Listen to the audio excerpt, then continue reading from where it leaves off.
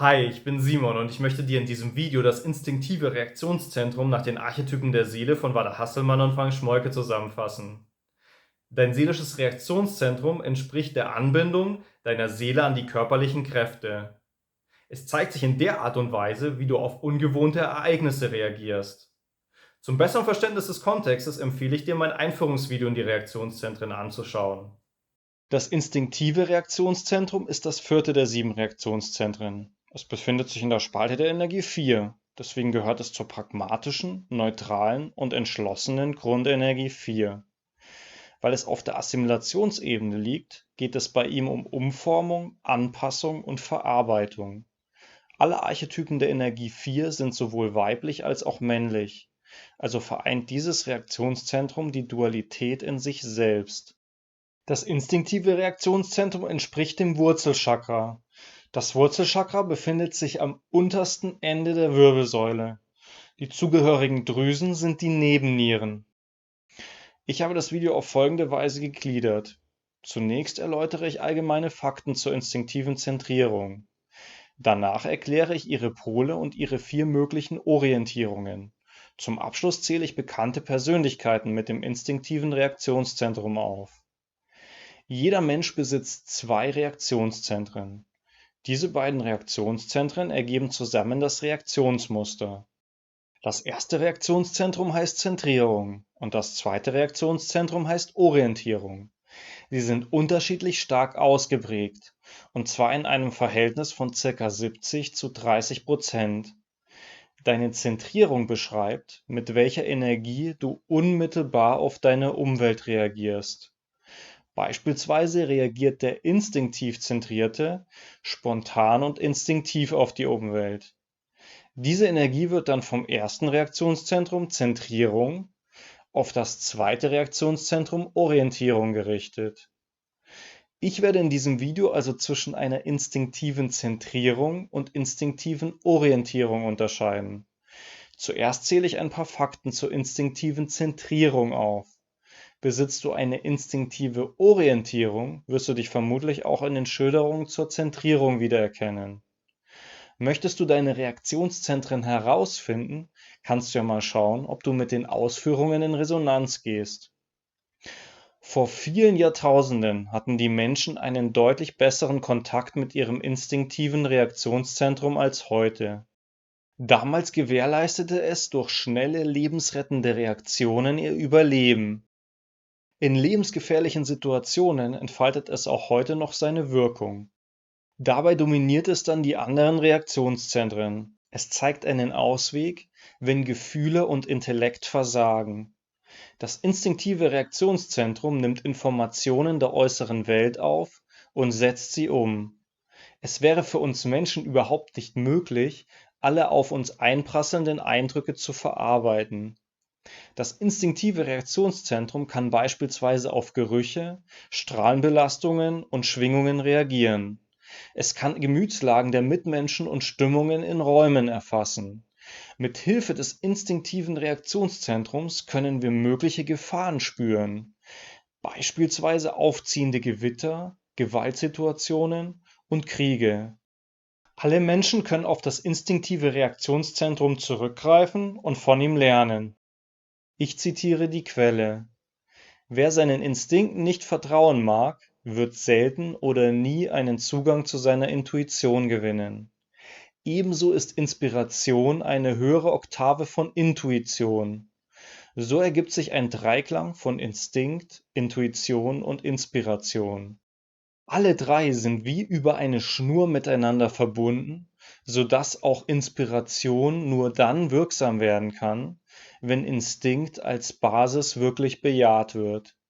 Instinkt entspricht den Füßen, Inspiration ist wie der Kopf, Intuition wie der Magen. Wer möchte ohne Füße leben? Wer ohne Kopf?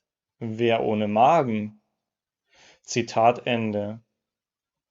Es gibt in unserer Gesellschaft kaum Menschen mit instinktiver Zentrierung. Ältere Seelen wählen sich diese nur sehr selten. Normalerweise trifft man eher Säugling- und Kindseelen mit instinktiver Zentrierung an. Die instinktive Orientierung ist auch eher seltener. Sie tritt aber deutlich häufiger auf als die Zentrierung. Menschen mit instinktiver Zentrierung reagieren instinktiv und spontan auf plötzliche Ereignisse. Sie leben stärker als alle anderen Menschen aus unreflektierten Reaktionen heraus. Deswegen müssen sie sich nicht mit lästigen Entscheidungsschwierigkeiten herumplagen. Sie fassen Entschlüsse und sind anschließend davon überzeugt, dass sie richtig waren. Instinktiv zentrierte Menschen können aber nicht begründen, warum sie auf bestimmte Art und Weise reagiert haben. Schließlich haben sie zu ihren Reaktionen keinen mentalen und rationalen Zugang. Deswegen hat die instinktive Zentrierung mehrere Nachteile. Menschen mit instinktiver Zentrierung fällt es eher schwer, logische Gedankengänge zu entwickeln. Durch ihr instinktives Verhalten können sie sich vermutlich nicht den gesellschaftlichen Normen anpassen. Sie haben große Schwierigkeiten, Verantwortung zu tragen, sich in eine Gemeinschaft zu integrieren, in eine Schule zu gehen und einen Beruf auszuüben. Das liegt daran, dass sie Befriedigungen nicht aufschieben können und unkontrolliert triebhaft handeln. Menschen mit instinktiver Zentrierung könnten animalisch wirken und als geistesgestört gelten. Die Seele wählt sich diese Zentrierung absichtlich, um bestimmte Erfahrungen zu machen. Das instinktive Reaktionszentrum hat den Minuspol unbedacht und den Pluspol spontan. Menschen im Minuspol unbedacht reagieren in ihrer Angst. Ihre Instinkte sind wie unkontrollierte Triebe. Sie können Befriedigungen nicht aufschieben. Zudem neigen sie schnell zu unbesonnenem und leichtsinnigem Verhalten. Das liegt an ihrer Furcht, zu lange mit Entscheidungszwängen konfrontiert zu werden. Menschen im Pluspol spontan haben sich von ihren Ängsten befreit. Sie handeln häufig instinktiv richtig. Dabei müssen sie nicht nachdenken. Sie entscheiden sich mit großer Sicherheit. Menschen mit instinktiver Orientierung sind in ihrem Pluspol erfrischend spontane Persönlichkeiten. Ich möchte nun die 4 möglichen Reaktionsmuster mit einer instinktiven Zentrierung schildern. Das heißt, dass ich die instinktive Zentrierung mit den 4 möglichen Orientierungen in Verbindung setze. Also instinktiv emotional, instinktiv intellektuell, instinktiv sexuell und instinktiv motorisch. Das erste Reaktionsmuster ist instinktive Zentrierung und emotionale Orientierung. Menschen mit diesem Reaktionsmuster reagieren zuerst instinktiv und dann emotional. Sie handeln spontan und im Anschluss fühlen sie nach. Das führt zu starken, unkontrollierten Ausbrüchen ihrer Emotionen, beispielsweise zu Wut, Trauer, Freude und Lachen. Das zweite Reaktionsmuster ist instinktive Zentrierung und intellektuelle Orientierung. Menschen mit diesem Reaktionsmuster reagieren zuerst instinktiv und dann intellektuell. Sie handeln spontan und anschließend kommen sie ins Nachdenken. Dieses Reaktionsmuster ist gekennzeichnet durch spontanes Wissen und Gerissenheit. Die Menschen sind eher auf ihren unmittelbaren Vorteil bedacht. Das dritte Reaktionsmuster ist instinktive Zentrierung und sexuelle Orientierung. Menschen mit diesem Reaktionsmuster reagieren zuerst instinktiv und dann sexuell. Hier geht es um instinktives Verhalten mit einer schöpferischen Wirkung. Sie müssen sich mit einer starken Triebhaftigkeit auseinandersetzen. Das vierte Reaktionsmuster ist instinktive Zentrierung und motorische Orientierung. Menschen mit diesem Reaktionsmuster reagieren zuerst instinktiv und dann motorisch. Sie fühlen sich nur dann wohl, wenn sie in Bewegung sind, beispielsweise auf Wanderschaft oder Reisen, bei körperlichen anstrengenden Arbeiten oder beim Training für Sportarten. Hast du das instinktive Reaktionszentrum oder glaubst du es zu haben?